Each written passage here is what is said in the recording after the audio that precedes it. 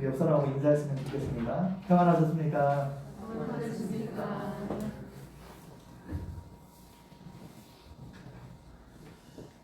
이전에 제가 고등부 수련을 갔다 왔을 때 한 학생으로부터 이런 질문을 받은 적이 있습니다. 목사님, 은혜 받았다는 것이 무슨 뜻입니까? 이런 질문을 했어요. 수련을 갔다 오면 항상 어른들이 은혜 많이 받았냐 이렇게 물어보니까 저에게 은혜 받았다는 것이 무슨 뜻인지 물어보는 것입니다. 어떤 목사님들은 신앙생활 하면서 질문을 많이 하지 말라고 하시는 분들도 있는데, 저는 신앙생활 하면서 질문을 많이 하는 것이 좋다고 생각합니다. 질문을 하게 되면 때로는 명확하지 않던 것들이 명확해지기 때문에 그렇습니다. 질문을 하게 되면 막연하게 생각했던 것들이 그 질문에 답을 하면서 구체화되기 때문에 그렇습니다.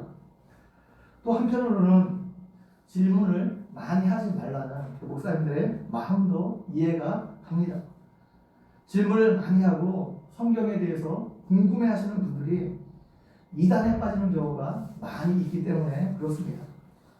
신천지 같은 이단에 빠지는 사람들은 성경에 대해서 전혀 관심이 없는 분들이 아닙니다. 성경에 대해서 주로 지대한 관심이 있는 사람들이 이단에 많이 빠집니다. 성경을 읽다 보면 모호한 것들이 있고 한마디로 대답하기 어려운 것들도 많습니다. 때로는 논리적으로 모순처럼 보이는 것들도 성경에는 있습니다. 이단의 특징 중에 하나가 성경에서 조금 모호하게 말하는 것을 명확하게 말해주는 겁니다. 그들의 주장이 맞는 것이면 다행인데 틀리는 것을 명확하게 말해줍니다. 그런데 의문을 가지고 있던 사람들은 그것이 좀 명쾌하다고 생각합니다. 그래서 사람들이 이단에 빠지는 것입니다. 기성교회에서는 요한계시록에 대해서 잘 가르치지 않습니다. 말씀을 전해도 소아시아에 있는 7교회, 3장까지 7개 이야기 나오는데 주로 그 본문 가지고 설교를 하지 4장 이후부터는 잘 그 본문을 다루지 않습니다. 그런데 이단들은 거의 그 요한계시록을 많이 다룹니다. 신천지도 주로 요한계시록에 대한 것을 대하여서 거기서 교리를 만들어서 가르칩니다. 이유가 무엇입니까? 요한계시록을 기성교회에서 잘 가르치지 않기 때문입니다. 그래서 자기들 마음대로 가르쳐도 배우는 사람들이 그것이 잘못되었는지를 잘 모릅니다. 왜냐하면 요한계시록에서 가르침을 받지도 않았고 배워보지도 않았기 때문에 잘못된 가르침을 가르쳐도 그게 잘못되었는지를 몰라요. 모릅니다. 물론 요한계시록이 굉장히 어렵습니다. 요한계시록은 그것을 어떻게 보는 관점에 따라서 요한계시록 그 본문 자체가 전혀 다르게 해석될 수 있습니다. 어떤 관점을 가지고 보느냐, 전천년설이냐 아니면 무천년설이냐 후천년설이냐, 어떤 관점을 가지고 보느냐에 따라서 본문 자체가 전혀 다르게 해석될 수 있습니다. 그래서 기성교회에서는 잘 가르치지 않습니다. 왜냐하면 목사님들마다 다른 관점을 가지고 있고, 또 저도 부교역자 생활하면서 요한계시록을 잘 가르치지 않았습니다.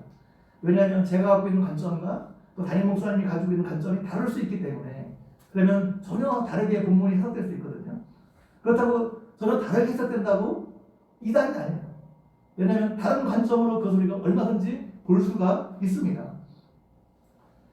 그래서 요한계시록이 잘 가르쳐지지 않기 때문에 성도들이 요한계시록에 대해서 잘 모릅니다. 근데 이단들은 말도 되지 않는 자신들만의 해석을 가지고 가르치니까 그것을 분별하지 못하는 많은 사람들이 거기에 빠지는 것입니다. 그래서 성경에 대해서 자꾸 의문을 가지게 되면 한편으로 신앙이 잘못된 방향으로 나아갈 수 있습니다. 그래서 목사님들이 질문을 많이 하지 말라고 그렇게 가르치는 것입니다. 그러나 저는 질문을 통해서 얻을 수 있는 유익이 너무 많다고 생각합니다. 하나님은 사람을 질문하는 존재로 만드셨어요. 뭔가 호기심을 갖고 있는 존재로 만드셨습니다. 질문에 답하고 또 호기심을 찾아가고 그런 과정을 통해서 우리가 배우는 겁니다. 학문도 마찬가지고 성경도 마찬가지고 모든 어떤 지식적인 이런 것들은 질문과 호기심을 통해서 우리가 배우는 것이 너무너무 많습니다. 그래서 성경을 읽을 때 우리가 질문해야 됩니다. 이것이 무슨 뜻인지 자꾸 질문하는 버릇을 해야 됩니다. 성경에 대해서 자꾸 의문을 가져야 됩니다. 뭔가 불신하다 이런 것이 아니고 이것이 정말 무슨 뜻인지 무엇을 의미하는 것인지 자꾸 질문을 가져야 됩니다. 우리 속담에 구더기가 무서워서 장을 못 담근다는 말이 있습니다.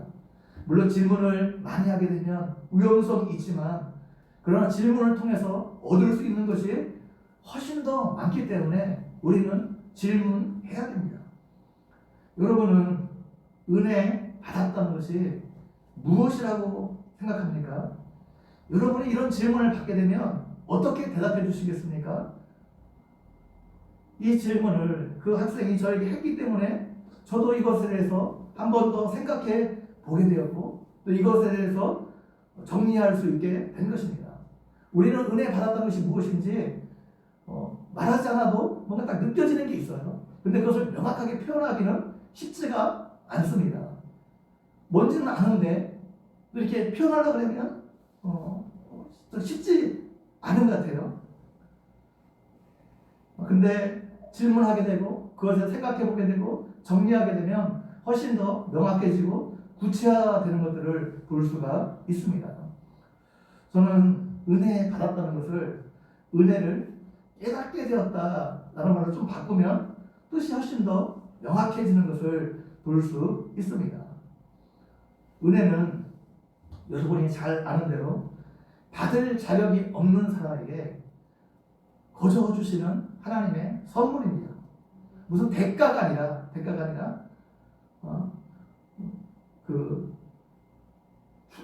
주지 않아도 되는데 주는 사람이 호의에 의해서 거저 주는 선물이에요.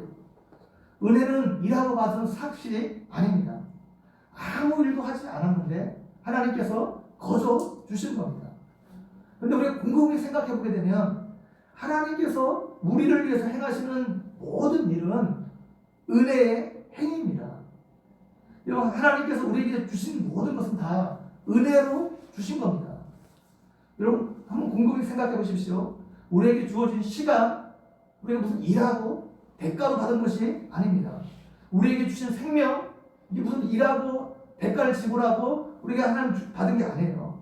우리에게 탁월한 재능, 이게 이것도 우리가 무슨 대가를 지불하고 하나님께 받은 게 아닙니다.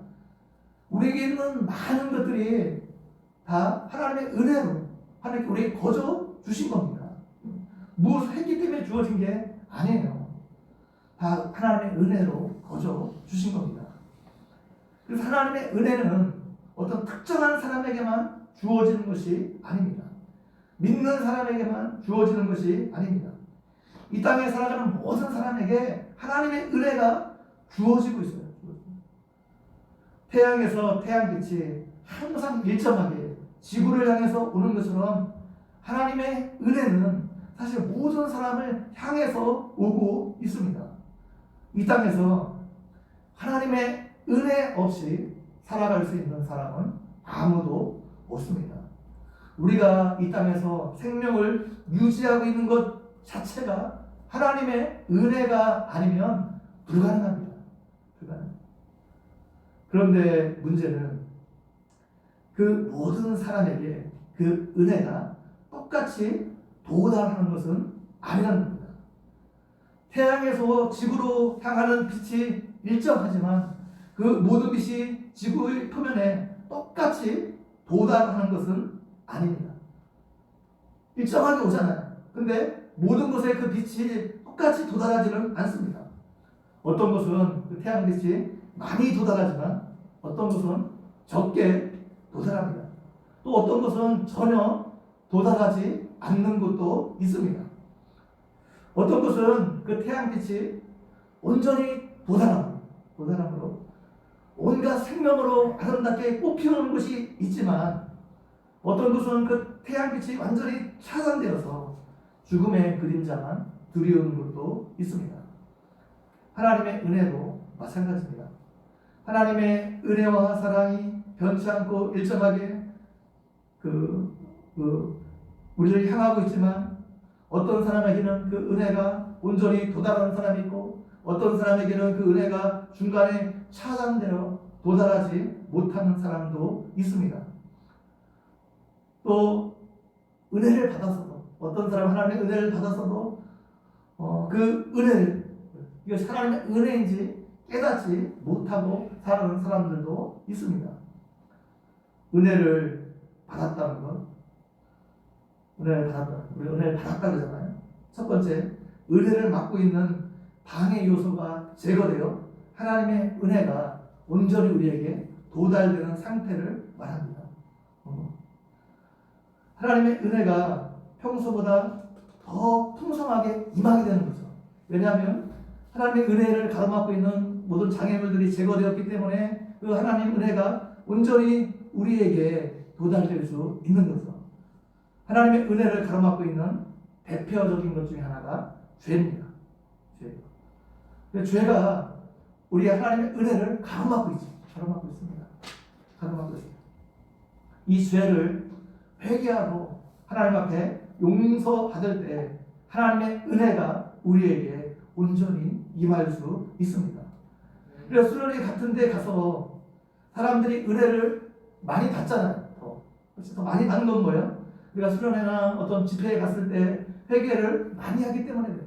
자신을 돌아보고 하나님 회개하기 때문에 자신의 잘못을 깨닫고 회개하기 때문에 하나님의 은혜가 더 우리 가운데 더 충만하게 임하게 됩니다. 그래서 하나님의 은혜는 뭐예요?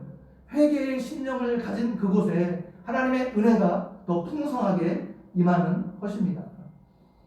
두 번째로 은혜를 받았다는 것은 하나님의 은혜를 더 많이 깨닫게 되었다는 것을 말합니다. 이전에는 하나님의 은혜가 내게 임했어도 그것이 하나님의 은혜인지 깨닫지 못했는데 갑자기 그것이 하나님의 은혜인 것이 우리에게 깨달아지는 거예요. 그때 하나님의 은혜를 받았다 우리가 말합니다. 하나님의 은혜를 받았을 때 우리에게 여러 가지 변화가 일어나게 됩니다. 여러 가지 변화가 일어나게 되는데 가장 먼저 일어나는 변화가 자신의 죄를 더 많이 깨닫게 되는 거예요. 죄에 대해서 민감해집니다. 그러니까 하나님의 은혜를 받으면 참 이게 상관관계가 있죠. 우리가 죄를 회개하게 되면 더 많이 하나님의 은혜가 임하게 되고 은혜가 또 임하면 임할수록 우리의 죄에 대해서 민감해지게 됩니다. 어두움 가운데 있을 때는 우리 옷에 더러운 것이 묻어 있어도 잘 보이지 않습니다. 얼굴에 무엇인가 묻어 있어도 우리가 어두움 가운데 있으면 잘 보이지 않습니다. 그런데 거기에 빛이 비치게 되면 잘 보이지 않던 것들이 드러나 보이기 시작합니다. 빛이 보이기 시작합니다. 마찬가지로 하나님의 은혜가 우리 가운데 임하게 되면 우리 안에 있던 더러운 죄들이 더 보이기 시작합니다. 이전에는 죄에 대해서 민감하지 못했는데 죄에 대해서 더 민감해지기 시작합니다. 이전에는 죄라고 생각하지 않았는데 그런 것들이 죄인 것들을 깨닫게 되는 것입니다. 그래서 하나님의 은혜가 임하게 되면 보통 사람들이 죄에 대해서 더 통회하고 자복하게 되는 거죠. 하나님의 은혜가 더 풍성하게 되면 자기가 죄인 것을 깨닫게 되는 거죠. 그래서 복음서에서 보게 되면 처음 예수님을 만났을 때 예수님의 어떤 놀라운 것들을 체험했을 때 다 그 제자들의 고백이 뭡니까? 나는 죄인입니다. 나를 떠나. 예수님이 하나님의 아시는 되심을 그들이 깨닫게 되었을 때 먼저 고백하는 게 자신들의 죄됨을 고백하고 있는 것을 볼 수가 있습니다. 사도 바울은 이 땅에 살았던 어떠한 그 신앙인보다도 영적으로 큰 사람입니다. 사도 바울이 나이가 들어가면서 더 신앙적으로 성숙해졌고 더 거룩한 삶을 사도 바울이 살았습니다. 영적으로 더 깊이 있는 사람이 되었습니다. 그런데 그에 따라서 자신 안에 있는 죄를 더 많이 사도 바울이 보았습니다. 그 자신에 대해서 사도 바울이 표현한 것을 보게 되면 처음에는 사도 바울이 자신을 만물의 찌꺼기 같은 존재라 표현했습니다. 그 전에는 자기가 완성되지 못한 자라고 이렇게 그런 표현도 있는데 또 그 후에 만물의 찌꺼기 같다 자기를 표현하고 있습니다. 만물의 찌꺼기는 뭐예요? 시궁창에 내버려지는 음식물의 찌꺼기 같이 더러운 존재라 자기가 느끼게 된 거죠. 그만큼 자기 안에 있는 그런 죄들이 많다는 것들을 그가 본 것입니다. 노년에 자신을 가리켜 죄인 중에 괴수라 자신을 표현하고 있습니다. 사도 바울이 자기를 일부러 낮추려고 그렇게 표현하는 것이 아닙니다. 은혜의 빛 아래서 자신을 보니까 자신의 죄가 더 많이 보이기 시작한 거예요. 자기 안에 있는 더러운 이런 것들이 얼마나 더러운지, 우리의 마음이 만물보다 심히 부패한 것이 사람의 마음이라고 예레미야 선지자는 말하고 있는데, 그것처럼 자신 안에 있는 그런 죄들을 사도 바울이 보기 시작한 겁니다. 우리가 하나님의 은혜를 더 많이 받을수록, 하나님 앞에 더 가까이 갈수록 우리 안에 있는 연약한 것들과 죄가 더 많이 보이기 시작합니다. 두 번째로, 하나님의 은혜가 임하게 되면 우리 마음에 있던 근심과 걱정과 두려움이 사라지게 돼요. 그리고 그 사이에 하늘의 평강이 우리 마음 가운데 임하게 됩니다. 이 평강은 환경에 좌우되는 그런 평강이 아니라 그 환경을 뛰어넘는 평강이 우리 마음 가운데 임하게 됩니다. 우리 마음에 근심과 걱정과 두려움이 있다는 것은 그만큼 하나님의 은혜가 차단되어 있다는 것을 말합니다. 그런데 하나님의 은혜가 임하게 되면 여러분, 그 환경은 변하지 않았는데 마음에 평강이 찾아오는 거예요. 여전히 내 삶 가운데 문제가 있고 나를 힘들게 하는 사람이 있고 그럼에도 불구하고 내 마음 가운데 평강이 있는 것입니다. 세 번째로, 하나님의 은혜가 임하게 되면 말할 수 없는 기쁨이 우리 마음속에서 솟아납니다. 하나님을 향한 감사와 찬양이 터지게 되어 있습니다. 나를 구원하신 하나님의 은혜에 감사하며 그 감격을 찬양하게 되어 있습니다. 그런데 이런 은혜는 여러분, 모든 일이 잘 되고 형통할 때만 은혜를 받는 것이 아닙니다. 형통할 때도 받을 수 있지만 오히려 고난 가운데 있을 때 우리는 하나님의 은혜를 더 많이 받게 되고 하나님의 은혜를 더 많이 체험할 수 있습니다. 왜냐하면 우리가 고난 가운데 있을 때 은혜를 가로막고 있고 그 장애물들이 더 쉽게 제거되기 때문입니다. 하나님의 은혜를 가로막고 있는 것 중에 가장 큰 장애물 중에 하나가 교만이에요. 이 교만 때문에 이 세상에 죄가 들어왔고 우리에게 고통이 찾아왔습니다. 교만은 하나님께서 우리에게 주신 위치가 있어요. 그 위치보다 자신을 더 높게 생각하는 거예요. 반대로 겸손은 거예요. 하나님께서 우리에게 주신 위치가 있는데 그 위치보다 자신을 낮게 생각하는 것은 겸손입니다. 이 교만한 사람은 하나님께로부터 공급받지 않아도 살 수 있다고 생각해요. 우리는 하나님께로부터 공급받지 않으면 살 수 없는 존재로 하나님께서 만드셨어요. 하나님을 의지하고 하나님을 신뢰하고 하나님께 주시는 것으로 살아야만 우리가 이 땅에서 행복하고 만족한 삶을 살 수 있도록 하나님께 그렇게 만드셨습니다. 근데 교만한 사람은 뭐예요? 하나님 없이도 살 수 있다고 생각해요. 하나님 공급 없이도 자신 스스로의 능력으로 이 땅에서 살아갈 수 있다고 교만이 그렇게 생각하게 만듭니다. 거기서 더 지나치면 어떻게 됩니까? 자기 스스로를 높여 하나님처럼 되려고 합니다. 교만한 사람은 하나님을 두려워하지 않고 자기 마음대로 이 땅에서 살아갑니다. 하나님을 의지하지 않고 하나님에 대한 완고한 마음을 가지고 있습니다. 고난을 통해서 하나님은 우리의 교만을 철저하게 깨뜨려 버립니다. 우리의 한계를 경험하게 하십니다. 고난을 통해 하나님은 내가 아무것도 아닌 존재인 것을 깨닫게 하십니다. 그래서 고난을 통해 하나님은 우리로 은혜 받을 수 있는 환경을 만드십니다. 시편 71절에서 시편 기자가 고난당하는 것이 내게 유익이다 말하고 있습니다. 이로 말미암아 내가 주의 율례를 배우게 되었다 고백하고 있습니다. 고난이 자신이 죄인인 것을 깨닫게 하고 자신이 연약한 존재인 것을 깨닫게 합니다. 그것을 위해서 뭐예요? 하나님의 말씀에 더 철저하게 순종하는 사람으로 만들어주기 때문에 고난이 우리에게 유익이 된다는 것입니다. 365일 햇빛만 쨍쨍 찐다고 좋은 것이 아닙니다. 그렇게 되면 이 땅은 아무것도 살 수 없는 삭막한 사막이 될 수밖에 없습니다. 사람도 마찬가지입니다. 우리가 이 땅에서 계속해서 형통한 삶만 계속되게 되면 우리의 마음이 삭막해지고 교만한 사람이 될 수 있습니다. 그 교만 때문에 하나님의 은혜가 차단될 수 있죠.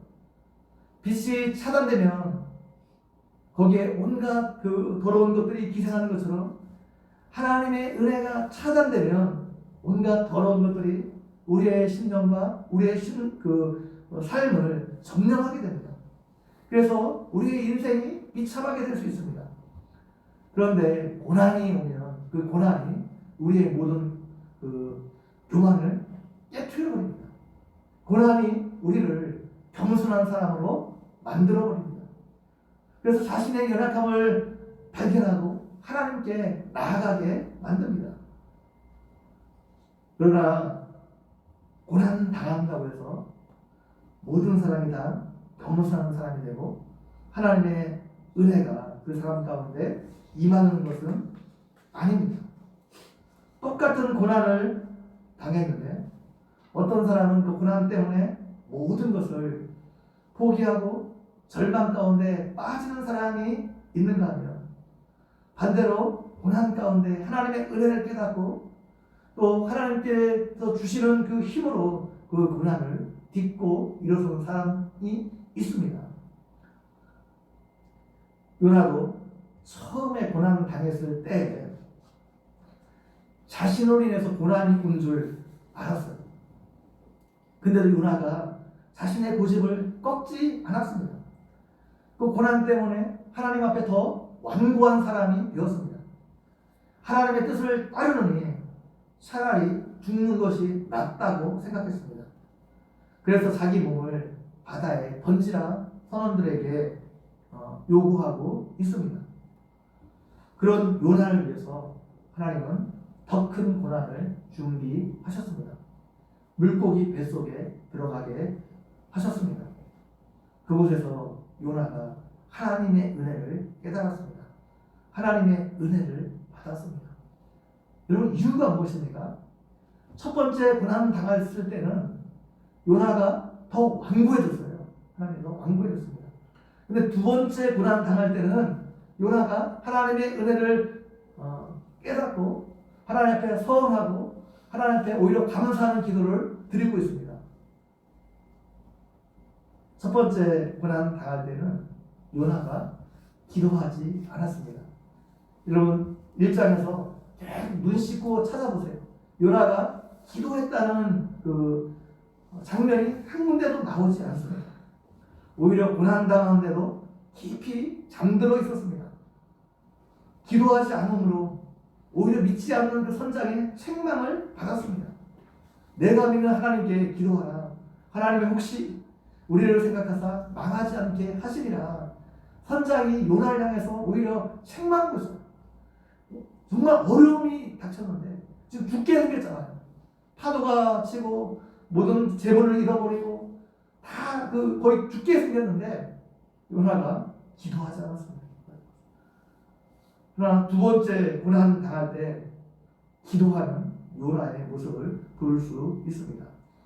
오늘 2장 1절 말씀 보게 되면 요나가 물고기 뱃속에서 그의 하나님 여호와께 기도했대요.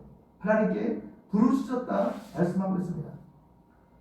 그렇기 때문에 우리가 고난 가운데 있을 때 하나님의 은혜를 받기 위해서 우리가 하나님께 기도해야 합니다. 기도하면 아무리 절망적인 상황 가운데 있다 해도 그 사람에게 소망이 있습니다. 하나님께서 그 기도를 들으시기 때문입니다. 하나님께서 그 기도를 들으시고 응답해 주시기 때문입니다. 2절 말씀에 보니까 내가 받은 고난으로 말미암아 여호와께 불러 아뢰었더니 주께서 내게 대답하셨고 내가 수월의 뱃속에서 부르짖었더니 주께서 내 음성을 들으셨나이다 말하고 있습니다. 지금 요나가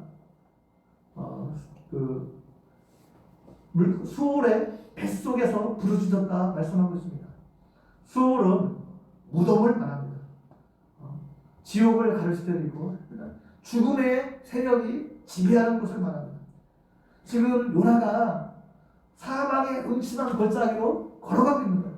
죽음의 위협이 곳곳에 죽음의 세력이 자신을 둘러 진치고 있는 것 같은 그런 상황에 있습니다. 언제 죽을지 모르는 상황 가운데 있는 거죠. 그래서 마치 무덤에 내려간 것처럼 그런 상황 가운데 있다 말하고 있는 겁니다. 요나가 그런 환경 가운데 그런 물고기 뱃속에서 하나님께 부르짖었습니다. 죽음의 위협이 있고 그런 환경 속에서 기도했더니 하나님께서 그 기도를 들으셨다 말씀하고 있습니다. 요나가 기도하기 전에는 하나님을 원망하고 불평했습니다. 하나님 말씀에 불순종했습니다. 그러나 기도한 이후에 요나의 모습에 변화가 생겼습니다. 하나님께 감사하고 있어요. 이런 상황이 좋아진 게 아니에요. 상황은 더 악화되었습니다. 여전히 요나가 지금 물고기 뱃속에 있습니다. 그런데 그 상황 가운데 하나님께 기도했더니 요나가 하나님께 감사하며 하나님께 헌신의 결단을 하고 있습니다. 자신의 서원을 갚겠다 말하고 있습니다. 하나님의 말씀에 순종해서 니네로 가겠다는 말입니다. 그리고 오직 구원이 하나님께 있음을 고백하고 있습니다. 그 고난 가운데 기도했더니 그가 하나님의 은혜를 받은 것입니다. 하나님의 은혜를 깨닫게 된 것입니다. 여전히 지금 요나의 상황은 죽음과 거의 방불한 상황 가운데 있어요. 그런데 하나님께 감사하고 있습니다. 감사할 수 있었어요. 9절에 보게 되면 9절에 나는 감사하는 목소리로 주께 제사를 드리며 나의 소원을 주께 갚겠나이다 말하고 있습니다. 구원은 여호와께 속하였나이다 고백하고 있습니다. 여전히 상황은 녹록지 않아요. 근데 하나님께 감사하고 있습니다. 요나가 고난 가운데 기도하자 하나님의 은혜가 요나에게 임했습니다. 하나님의 은혜가 임하자 환경을 뛰어넘는 평강이 그에게 찾아왔습니다.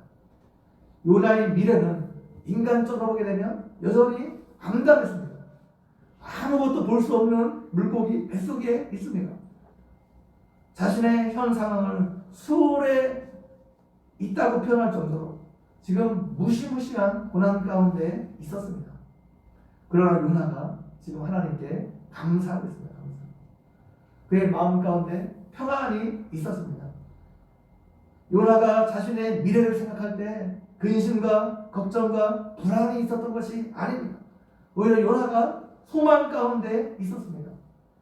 구원의 하나님이 자신을 붙들고 있기 때문에 죽음의 세력이 자신을 어찌할 수 없음을 요나가 믿었기 때문입니다. 요나가 눈을 뜨면 어떻게 해요? 절망적인 환경이 보였어요. 물고기 뱃속이니까 뭐가 보였겠어요? 절망적인 환경이었습니다. 근데 눈을 감고 하나님께 기도하면 새로운 희망이 보였습니다. 아직은 절망적인 상황이었지만 기도하자고요. 요나는 지금 죽지 않고 살아있는 것 자체가 하나님의 은혜라 생각했습니다. 지금 물고기 뱃속에 있지만 사실은 그 물고기는 요나를 구원하기 위한 하나님의 도구였습니다. 요나가 바닷물 속에 빠져 죽을 수 있었지만 하나님은 물고기를 보내 요나를 구원해 주셨습니다. 하나님께서 요나가 바다에 죽게 놔둘 수 있었지만 물고기를 보내 기적적으로 요나를 살려 주셨습니다. 요나가 지금 고난 가운데 있었지만 여전히 하나님의 은혜가 요나를 향하고 있었습니다.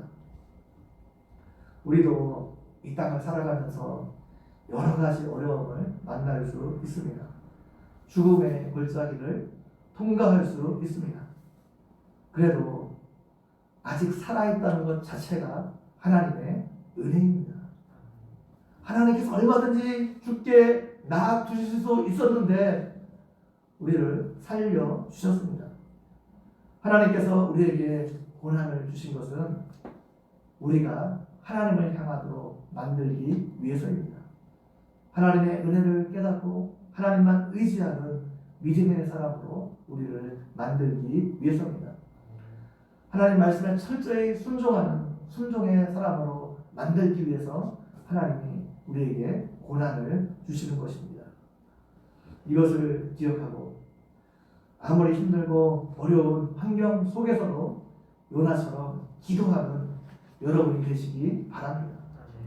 기도함으로 하나님의 은혜를 풍성히 받아 그 고난을 넉넉히 이기는 여러분 모두가 되시기 바랍니다. 오늘 요나에게 임했던 하나님의 은혜가 여러분에게 임함으로 요나의 고백과 찬송이 여러분의 고백과 찬송이 되기를 주님의 이름으로 간절히 축원드립니다. 기도드리겠습니다. 하나님 아버지, 오늘도 말씀을 통해서 우리에게 은혜 베풀어 주신 것 너무나 감사합니다. 주신 말씀처럼 하나님 아버지, 우리가 여러 가지 어려움 가운데 있을지라도 그 어려움들 속에서 하나님께 기도하게 도와주시고 기도함으로 하나님의 은혜를 충만히 받게 도와주시고 그래서 하나님 그 어려움 속에서 우리 하나님을 찬양하며 하나님께 감사하는 삶을 살아갈 수 있는 우리 모두가 되어 주시도록 함께해 주시길 원합니다. 감사합니다. 예수님의 이름으로 기도드리옵나이다. 아멘.